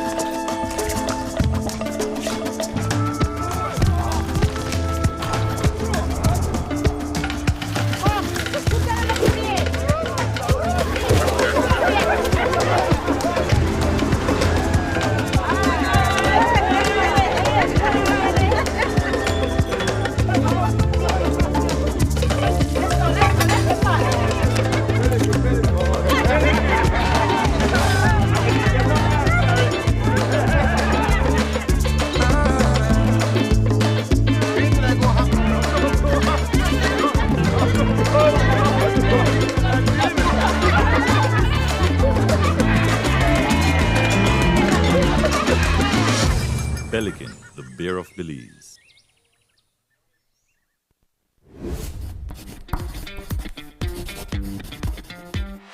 The ministry is collaborating with SpeedNet Communications to have a vaccination campaign for children ages 12 to 17 years. Children who get vaccinated will get a chance to win fabulous prizes, including backpacks with supplies, Nintendo Switch, tablets, book tuitions, and MiFi with 3 months data. Only children 12 to 17 years old can participate in this smart and Ministry of Health and Wellness raffle. At vaccination sites, each vaccinated child, upon being vaccinated, will receive a ticket to place their name, age, date of birth, BHIS number, and contact information on, which will be filled out by a parent or legal guardian. The sooner a person vaccinates, the more chances he or she will have to win. Get vaccinated, Belize! Vaccination saves lives. Whether you're at home, on the road, at work, or at school, if you see news happening or suspect that something might be up, call or text the Channel 5 News Belize tip line at 672-5555. You don't have to give us your name, just give us the tip. That's 672-5555. Call or text us so we can check it out.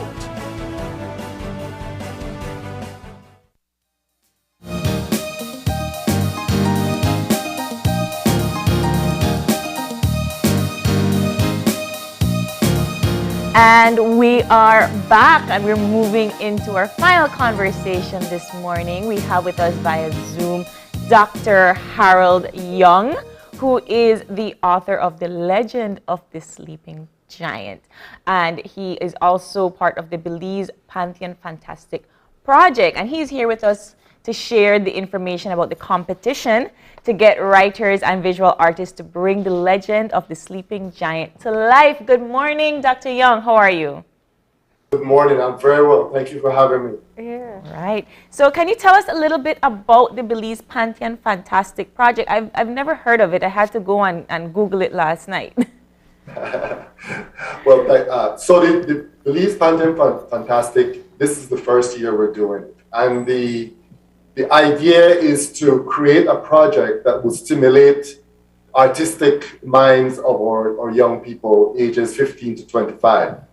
And the focus this year, the theme this year is the legend of the Sleeping Giant, which is a really short story that I wrote. And so that is the theme for the Belize Pantheon Fantastic. And then another year we'll have another theme. So this year is focused on the story, which is basically about the sleeping giant that we see when we drive on the Hummingbird Highway. And the challenge for our artists is to create mythical beings, entities, spirits, that inhabit the land of Chapchango. Right. So let me just, I'm really interested. You are an author, you write this story. What prompted you to go the next step? Because, we drive past the sleeping giant, we teach the kids how to look for it. As kids, we grew up looking for it. But what you're trying to do is really to give it a story. And you're opening it up to creative minds to visualize what that is and to record it as to what that is. What made you go this next step? So when I was a child, when I was a little boy, my dad took me along the Western Highway, now the George Price Highway, and he pointed to the mountains that are at Rockville and said that there's a sleeping giant. And I never actually heard about the one in the Mayan Mountains on the Hummingbird Highway until many years later. So the story is around the uncertainty of where Chapchango decided to go to sleep. So the story ends with like a cliffhanger. There's no real answer, and it's not really all that important. But it ends with this cliffhanger of Chapchango creating physical geographic Belize, this mythical, what he creates, and then says, I love this, and I'm going to take a nap here. And we today are not sure if he's napping on the coast, on the smaller mountains there, or he's napping in the Mayan Mountains, in the cool breezes of the Mayan Mountains, or the Caribbean breezes along the coast. I'm going to go on a limb and say he's the one by the Hummingbird Highway because there was smoke the other day. So well, I was about to say he woke up and he lit a cigarette because he was smoking the other day. So he was smoking the other day, so maybe it's a sign, right? Yeah. Careful. But that could be a good spark for a creative story. And that's why I think, the idea of storytelling, it's one of those things that if we go back to our Tata Duhende story, if we go back to our La Llorona, these are things that had a message and a lesson for us to learn. I know people will say, it was meant to help children do the right thing. And now when you're bringing it into something new and we're giving, or you're giving, creatives the opportunity to shape a new direction of what our mythology will be or what our stories will be. That's just fascinating. I'm excited at the opportunities that you can have from this. Yeah. So I'm glad you brought up Tata Duhende and the others, because that's why the word pantheon is in there, right? So we want to add to that folklore, we want to add to that mythology. It's not to replace or substitute, it's to add to it, okay? And so part of the project also is for the artists to submit along with the work, and this can be done collaboratively, a narrative, a very short narrative about the person's conception of the image. So is this character or this mythical entity, does they have good qualities? Does it have a mischievous streak? Is it a mixture? Is it playful? It could be any combination. I mean, let's think about Greek mythology and Roman mythology that we always fall back on because we're very Western, right? And a lot of the characters there were not necessarily good, but the point is to provide the contrast, right? And to create this sort of non-judgmental world where we can look at what it is to be human, to have human frailties, to have human strengths, to have powers, to have control or not to have control. So the idea is that an artist who creates, some sort of image that would, or some character that would inhabit Chak Changa's world would have this narrative that the artist may write or could collaborate with a writer, somebody who writes poetry or narrative stories. And they can join together and bring that to life. And so that's an important part, that's an important component of it. I appreciate that you have the mix of Maya and African ancestry within the story that is Chak Changa, and you talked about Greek pantheon, and that's where your mind went, but then my mind went to the Maya pantheon, because the closest thing that we have to something like this is the Popol Vuh. And that talks I'm sorry, about, what is that? The Quiche Maya Bible. Okay, good. So it talks about like this, the Genesis, right? The Genesis of the world and so forth. That is the closest thing that we have to a pantheon story, right? That it comes to our history. And so the fact that you mixed a little bit of that, and then you mixed a little bit of the Orisha legends as a part of Chak Changa's persona, will give the writers an opportunity to dive into their own history a little bit, right? Absolutely. Tell me about what they have to do in terms of entering the competition. Okay, so we're trying to make it as simple as possible. We have to have some sort of registration form, which you can just we have it online. You can just fill it out and email it. And it's not cumbersome. There's no fee for it. So it's not very cumbersome. It's just so we can identify who the artist is. And then, so you submit that, and then and you can submit the narrative that way as well. But and we have a website. Email specifically for it's there on the screen specifically for the project. The artwork itself, we're doing two things. We are partnering with the library services that has 41 sites in the country. And so an artist can drop off the application if they don't want to email it, and the artwork at the library service, and then we will bring them together. Or the artist, if they have the capacity and the capability, can take a photograph of the artwork and email it in as well.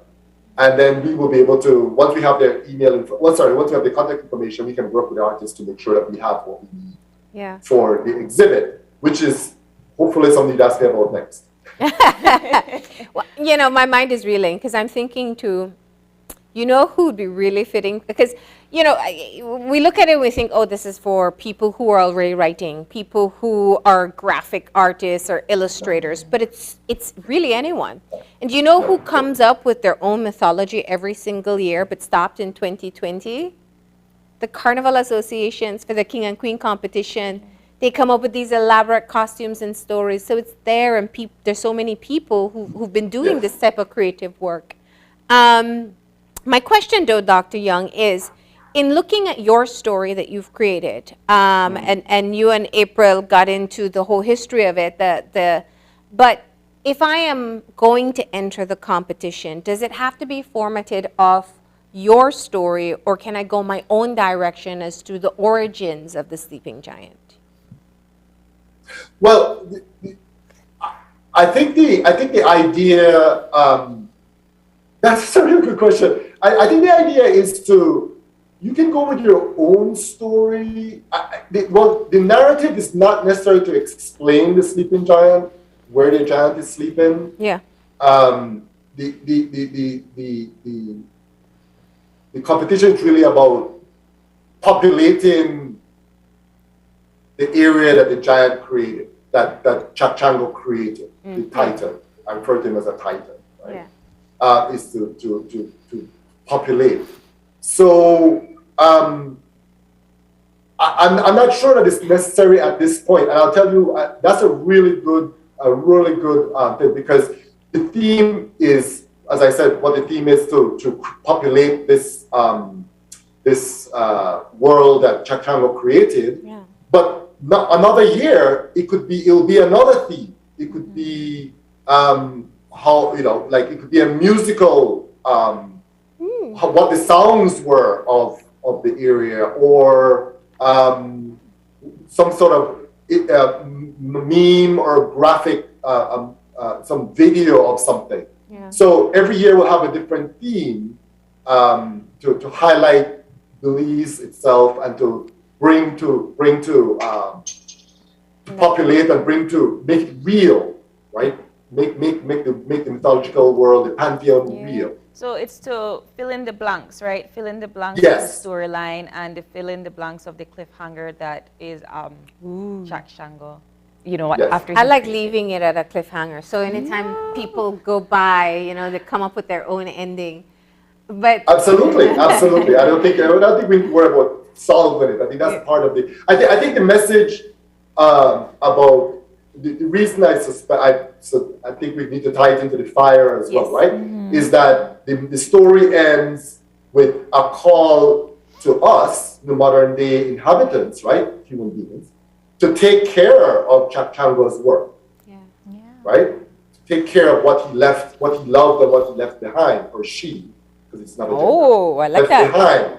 Yeah, it doesn't have a gender. So the call to arms, that's the call for us to take care. So the characters and any future project will have that sort of feel to it. And again, the special envoy, who is the patron, I want to get to that. Desenio, it was her idea to link it to Earth Day. So the competition, those who will be awarded some prize. We don't like to use the word competition in the art world, but will be awarded for their work, will be on Earth Day, April 22nd. Okay. So we're trying to be creative in the framework, build on something that can keep going, a continuous project, and yet make it meaningful for the everyday person. Like you said, somebody driving by, buses driving by, you have 70 people on a bus.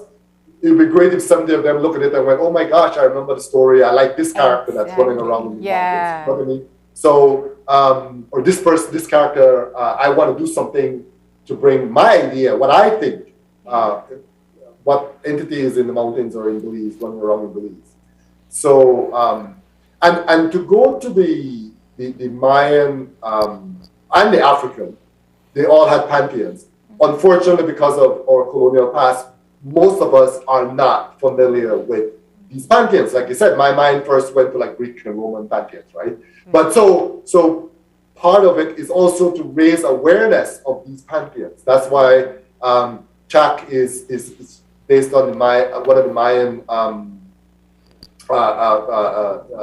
mythological creatures, persons, entities, and Shango is based on one of the African mythological creatures, and they all have a sort of a narrative, powers, characteristics that play the role in the mythology.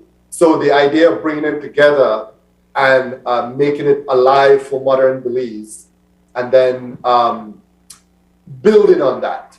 I think I have to wrestle with it myself, and I'll give credit to he doesn't want me to call his name, but I'll do it anyway, to Yasser Schumann Yasser Musa for bringing this idea that we need to be more confident about what we can do here in Belize, and that what we do is of value, right? Belize is of value, and what we do matters. So whether you're building a bridge, building a house, picking up a piece of trash, creating something fantastic, mythical, Creole language, Garifuna language, Mayan languages, or a mishmash of all of them, if needs be. Or a mishmash of all of them. These are things of value. In a world where languages, for example, are shrinking and disappearing. If you look at anybody, I'm not a linguist, but I know because I'm looking to Creole, Belize Kriol, right? Belize Creole. Languages are disappearing around the world, and Belize has a vibrant, growing, alive language that we use every day. And almost everybody can speak it. And that's something that we need to be proud of. But it's not a matter of replacing English. Nobody's going to replace English or replace any of the Mayan languages or anything like that. It's the appreciation. Right. Yeah. Yes, having it take its place in our society and in our culture. Let me just bring you back very quickly to the competition. Yes. I do want my viewers who I know, we have a lot of creative people who love this stuff.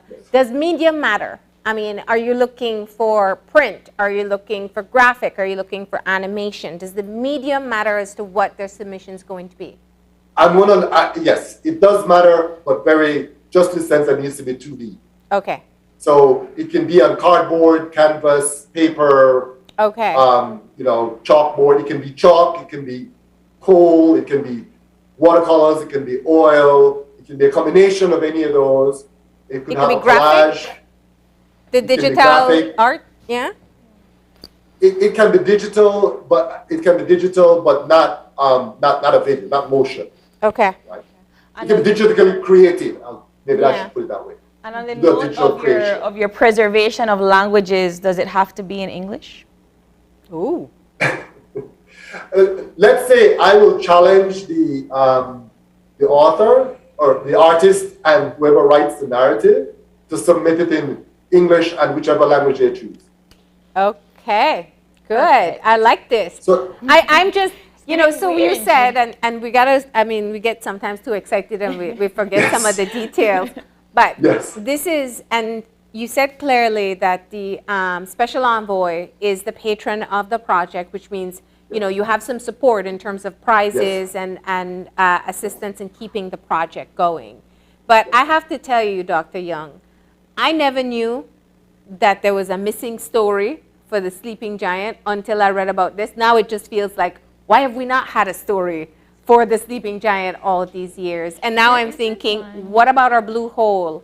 What about, some of these caves that we have where there probably is a history, but we can create a story. Yes. And how wonderful it would be to share with our little ones these really creative stories of things that we love and appreciate and identify with as Belizeans. And I appreciate the fact that it's a creative measure in terms of not just writing but graphics as well, because for the past 5 years or so we've had beautiful animation come out from some of our stories. We've had books, children books, we've had teenage books coming out. I know that there's so many Belizean authors or aspiring authors that are out there writing and writing based on Belizean culture. Yeah. So thank you for the opportunity. So the deadline for submissions.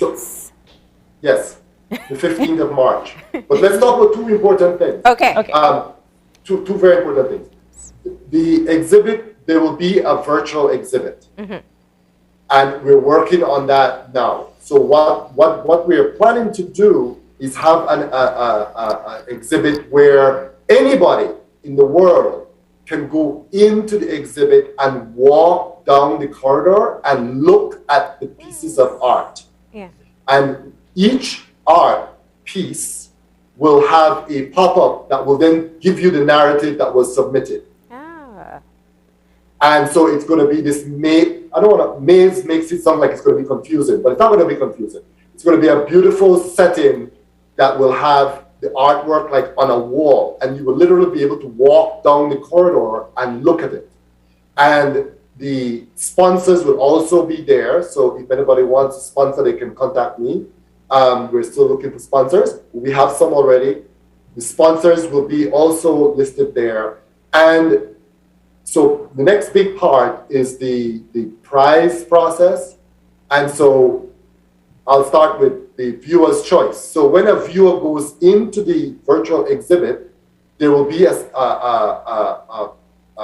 button that they can vote for which art piece they want to get a prize.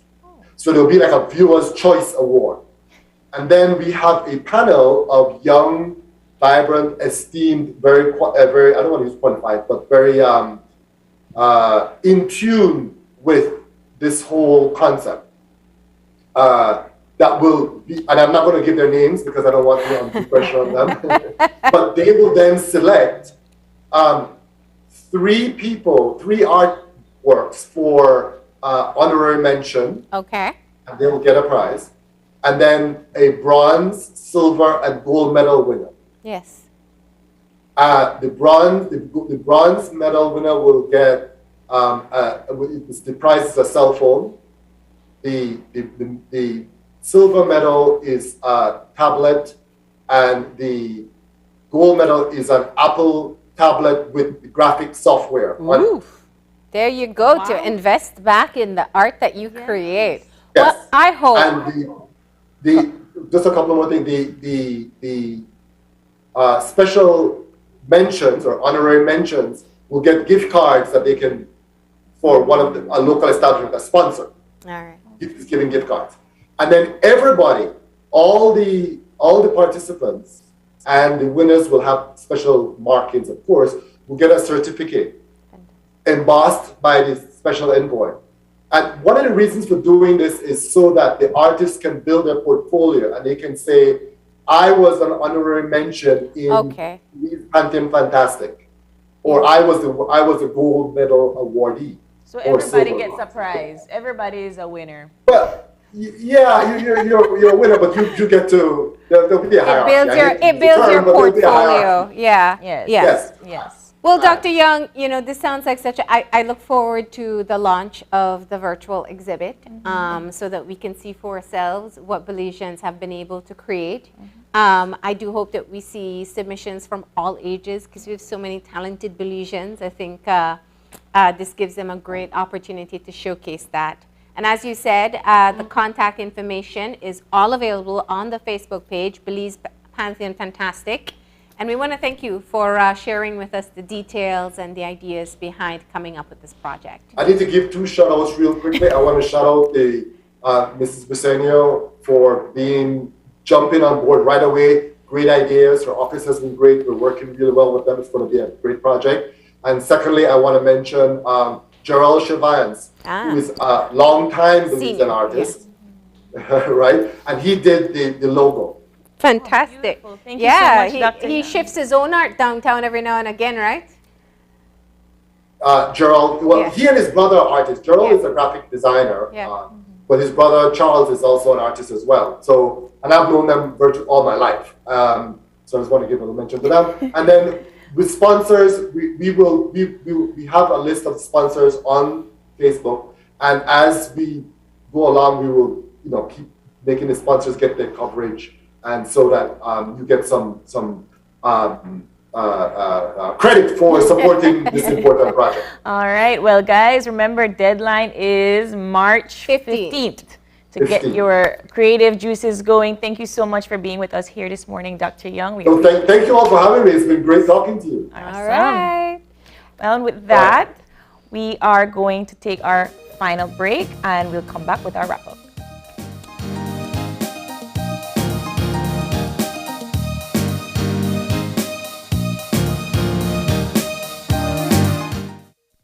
It's a fact that your credit lasts longer when using Smart. During these times, we're all trying to find ways to cut costs and save the little resources we have. With Smart, it's easy to do that. It's a fact that with Smart, your credit lasts longer. You can call Smart to Smart and Smart to Digi using your promo credit, while with the other guy, you can only call on-net, Digi, or BTL numbers. What does this mean? You get to call any national number using your promo credit. Your promo credit is free, so that call is also free. Know your facts.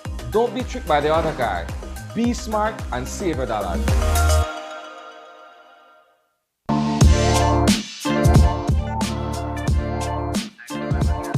Connecting people. Creating memories. Hey guys, so here we are at the Glaze Out Kitchen. I just prepared this amazing broccoli. Sharing a smile. Next Gen, the ultimate digital experience.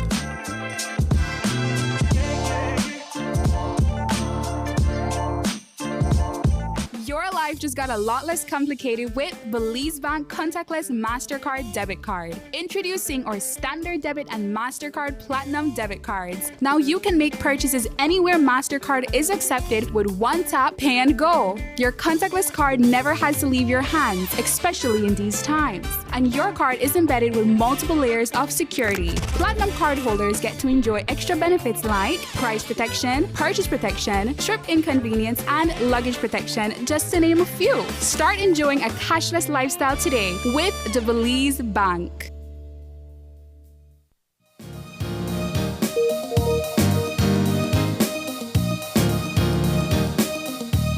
And we are back. Really great conversations today. It was all visionary. I think that we had a really good segment on the environment in general, talking about Costa Rica and Belize. I'm just stuck on the VIP people. I love that. Great vision, inspiration, and passion. I like that. Yeah. I think that's the type of VIP we need to be. Yes, and I think that it's a good opportunity for young Belizeans to latch on to what he said. He's like, you don't want to work for somebody, you want to create jobs and opportunities. That's a great way of thinking. I like that. And I love the focus on human talent and resources. Yes. But of course, we want to say thank you to the representatives from the Ministry of Natural Resources talking about the land mobile that is going to be in Ladyville the 27th and 28th. That's next week.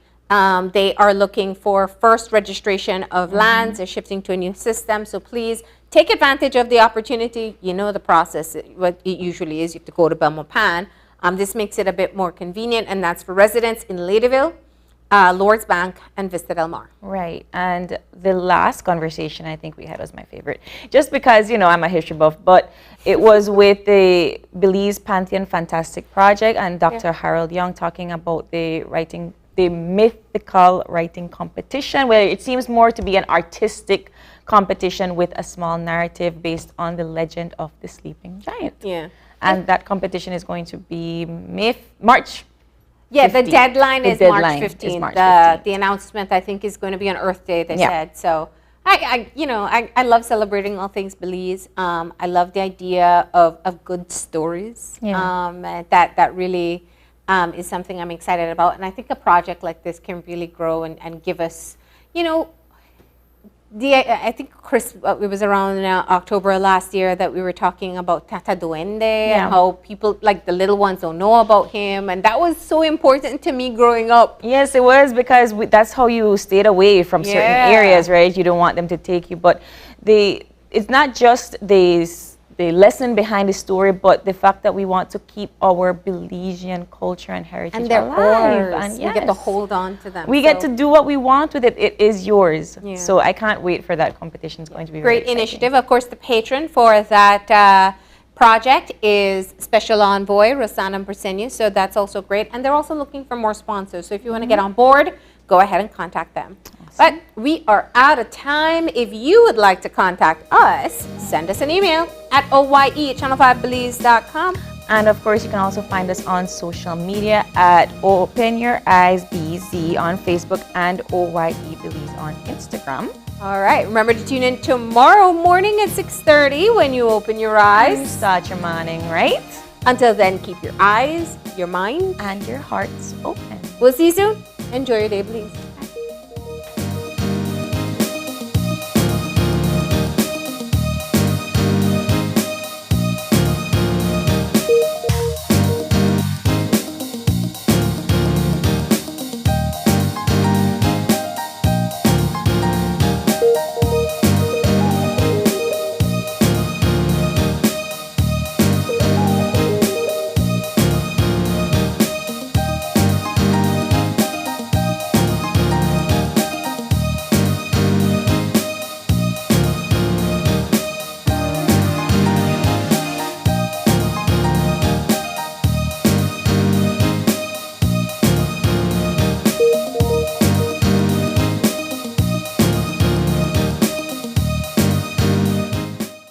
Open Your Eyes was brought to you by the Belize Bank. Our country, your bank.